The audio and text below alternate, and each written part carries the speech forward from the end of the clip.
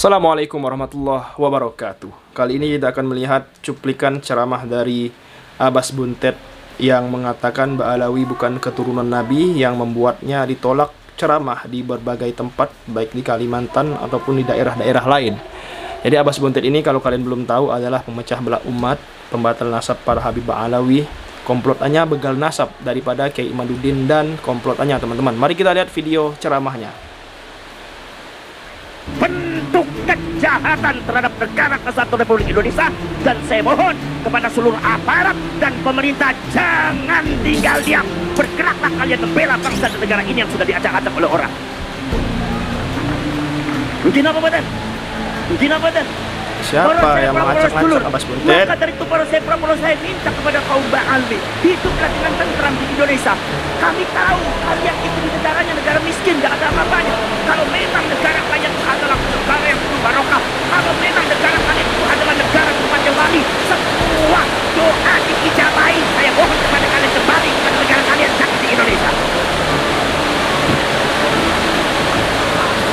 Kenapa benar? Subhanallah, berkali-kali Indonesia dicaci maki, berkali-kali pemerintah yang dicaci maki, berkali-kali saudara-saudara pejabat-pejabat lambang negara yang dicaci maki. Semua dicaci maki, semua iblis, semua kacau, semua setan. Astagfirullah, astagfirullah. Abbas Buntet, Abbas Buntet. Ini merecoki anak-anak cucu kita, merecoki anak cucu kita, mendoktrin dengan doktrin yang tidak benar, mengagungkan pangkat mereka di atas yang lainnya. Dan ini adalah bukan terjadi di Indonesia saja, tetapi sudah terjadi di zaman dahulu.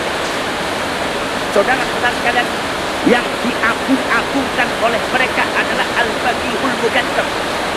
Kalian baca kitab Al-Quran, Al-Faqihul Muqaddam, bagaimana di-framing, bagaimana diklaim oleh mereka. Ada salah satu tulisannya, mereka mengatakan wala nufaddilu alaihi ahadan illa ayyakuna minal anbiya'i wal mursalin. Kami bangsa habaib, kami bangsa Ba'alawi tidak akan mengunggulkan seseorang di atas bagi muqaddam kecuali para nabi, para rasul. Jadi artinya bagi muqaddam itu di bawah setelah nabi dan rasul, berarti artinya bagi muqaddam lebih hebat daripada sahabat, bagi muqaddam lebih hebat daripada tabi'in, lebih hebat daripada Imam Syafi'i, lebih hebat daripada Syekh Abdul Qadir Al-Jilani. Inilah bentuk pembelokan peradaban Islam yang tidak sesuai dengan Ahlus Sunnah wal Jamaah. Maka Nahdlatul Ulama bergerak, rakyat bergerak, tidak ada kata mundur, tidak ada toleransi. Ada penyesatan terhadap bangsa, penghancuran. Kenapa badan? Kenapa badan? Orang cerek, orang suruh. Makanya saudara hidup yang tentang di sini Ba'alawi, jangan kita belok-belokkan sejarah, jangan kita macam-macam. Enggak usah mengadu domba antara rakyat Indonesia, enggak usah mengadu domba antara rakyat Indonesia, enggak usah sok berani-beranian. Mari kita perang. Kami mereka tidak usah sok bareng-bareng. Anda punya barangnya, tapi adalah cara perjuangan tidak akan mundur katanya. Jadi siapa pun enak si dewek-dewek situ perang memang perang itu dengan kasih dewek kan.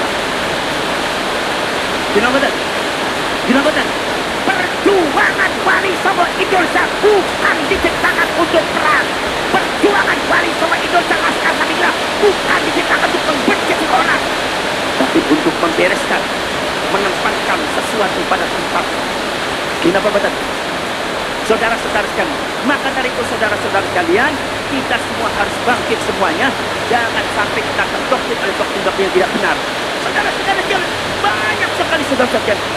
Kalau mereka memuji Hadramaut sangat luar biasa, kalau mereka memuji Tarim sangat luar biasa, seolah-olah Tarim dan Hadramaut itu adalah lebih hebat dari Madinah dan Mekah. Kalian baca itu kitabnya Al-Fawai itu Muharram, kalamnya Habib Zain bin Semih. Saya kaget begitu baca.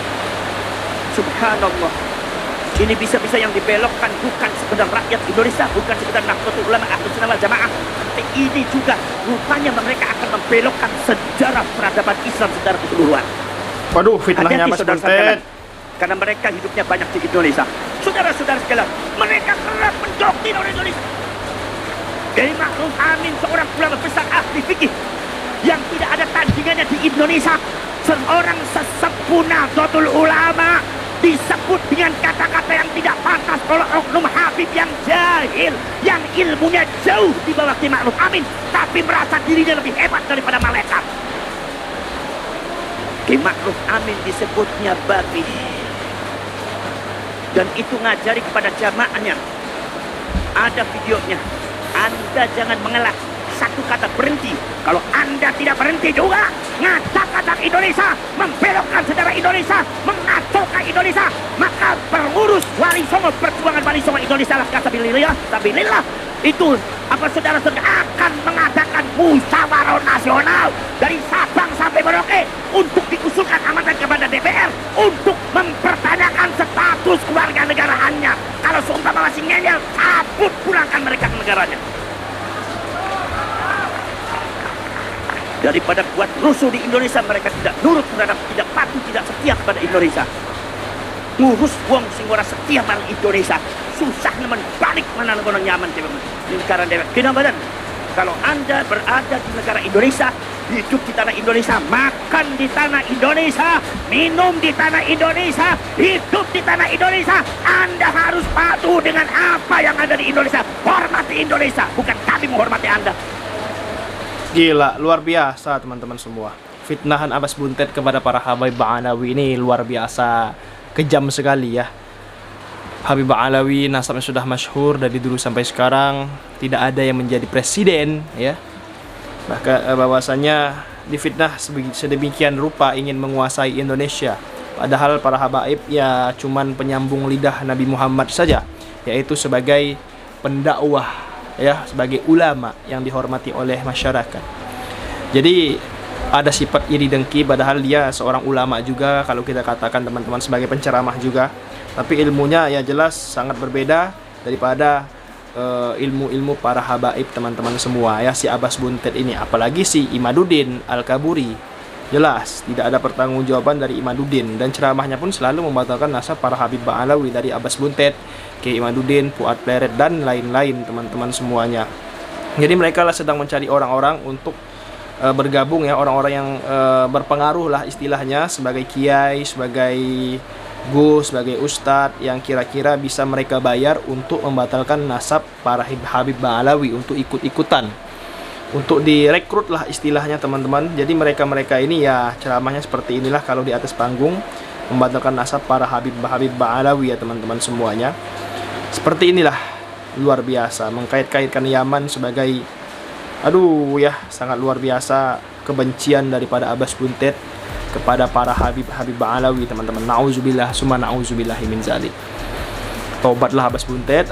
Jadi kemarin teman-teman, Abbas Buntet ditolak di Pontianak ya, karena ya kalau dia ceramah ya ceramahnya seperti ini semua, bukan ceramah-ceramah yang membangun umat, tapi lebih ke provokator, pemecah belah umat, pengadu domba umat Islam, si Abbas Buntet ini teman-teman. Nauzubillah summa nauzubillahi min zalik. Jadi kalau Abbas Buntet datang ke tempat kalian ya usir saja, karena si Abbas Buntet ini adalah pemecah belah umat Islam teman-teman semua. Nauzubillahi min zalik. Persatuan umat Islamnya sudah baik dari dulu sampai sekarang, Habib Kiai sangat baik hubungannya ya, silaturahminya. Sekarang mau dipecah belah oleh orang-orang yang mengaku sebagai ulama, sebagai kiai, sebagai gus, yang mengadu domba antara kiai dan juga habaib, antara umat Islam dengan orang-orang sebagai keturunan Ba'alawi, kata si Abbas Buntet. Nauzubillahi min zalik. Next. Ijik dan juga kroco-kroconya itu merupakan mainan hiburan buat kita rakyat Indonesia hari ini yang berakal sehat. Tidak lebih dari itu, mereka itu adalah gerombolan pelawak yang tidak ingin ditertawakan, yang tidak boleh ada orang yang tidak sependapat dengan mereka. Setiap yang tidak sependapat dengan mereka pasti masuk neraka, saudara. Pasti Mati dalam keadaan su'ul khatimah, saudara. pasti. Kematiannya akan sangat tragis, saudara. Nah, begitu kata si Rijik. Mereka memastikan itu dari mana? Apakah Datuk Imam Faqihil Muqaddam ngasih tahu ke mereka? Goblok. Ataukah kuburan datuknya yang ngasih tahu ke mereka? Boro-boro ngasih tahu itu, kuburannya aja salah. Kuburan datuk kalian banyak oplosan, saudara, alias isi lain, merek lain, saudara. Masa datuk aja oplosan? Orang yang punya datuk oplosan orang nggak jelas, saudara. Itu bahaya itu.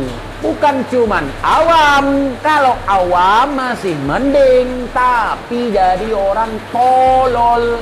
Kemudian buat cerita-cerita tolol, buat cerita-cerita tipu-tipu, bawa pulang ke Indonesia, saudara. Saya Ana begitu lewat depan magam Rasulullah, langsung Ana berdoa kepada ya Datuk Ana sudah ada di sini Datuk. Kemudian Rasulullah mengeluarkan tangannya dari alam kubur, saudara. Mengeluarkan tangannya saudara dan menyodorkan untuk menyalami dia saudara. Kemudian menyium tangan dia saudara. Kemudian si cucu ini mengatakan, ya Datuk Ana tidak mau pulang lagi ke Indonesia. Why? Kata datuknya, di Indonesia itu antum sangat dibutuhkan oleh rakyat Indonesia. Antum jangan tinggal di sini ya. Kemudian Rasulullah pun bersabda kepada saya, Pulanglah anakku, pulanglah cucuku. Karena di Indonesia kamu lebih dibutuhkan. Masya Allah, ceritanya kok kayak mayat bangkit dari kubur gitu. Kalian Waduh. itu memang kukima. Nabi kalian jadikan lelucon. Nabi kalian jadikan model ketika kalian nipu. Tapi heran saya, membela orang yang menistakan Rasulullah, yang menghinakan Rasulullah, yang mengarang cerita dusta membawa nama Rasulullah, kok nggak demo? Nah, golongan itu dari barisan itu sendiri, yang demo mereka, yang suka menghina Nabi mereka, cuman nggak sadar karena itu ajaran leluhur. Kalian tidak sadar ketika Rasulullah dijadikan sebagai bahan nipu-nipu mereka. Tiap hari ketemu dengan Rasulullah. Tiap hari ketemu dengan Rasulullah. Aneh bukan iri, tetapi aneh sayang, lucu, dan juga miris. Bohong kok gitu kali gitu. Jadi Luar biasa sih perkataan si TIJ ini. Gila fitnahannya teman-teman semua ya. Aduh. Bagaimana tanggapan kalian mengenai video terakhir ini? Ya, silahkan komentar. Terima kasih telah menonton. Jangan lupa subscribe MPH Channel, bantu tembuskan 100.000 subscriber. Terima kasih. Assalamualaikum warahmatullahi wabarakatuh.